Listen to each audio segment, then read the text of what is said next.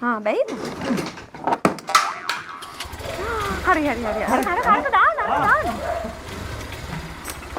අනේ හරි. අනේ. හරි යමු.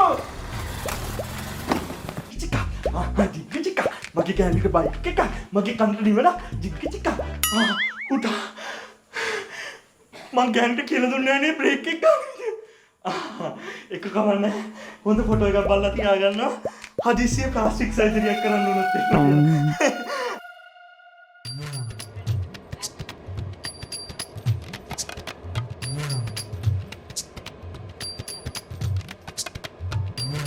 පුතා බ්‍රේක්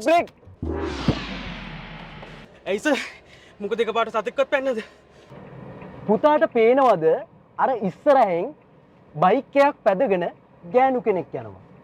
ඔව් සර් ඔව්. ඕකට කියන්නේ පුතා මගමරුවා කියලා. ඇයි සර්? යමුකෝ. මාර්ග නීති ඉගෙන ගන්න කලින් මම පුතාට උගන්වන්නම් මහා මාර්ගයේ ස්කූටර් ලනනාවන්ගෙන් බේරෙන හැටි. මුලින්ම අංක 1.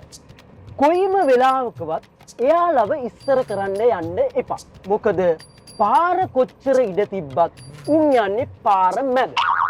ඇත්ත තමයි. අංක 2. කොයි පැත්තට සිග්නල් දැම්මත් සූදානම් ශරීරය කියලා අපි වාහනේ නවත්ත ගන්න ලෑස්ති වෙන්න ඕන. මොකද ඌ වමට සිග්නල්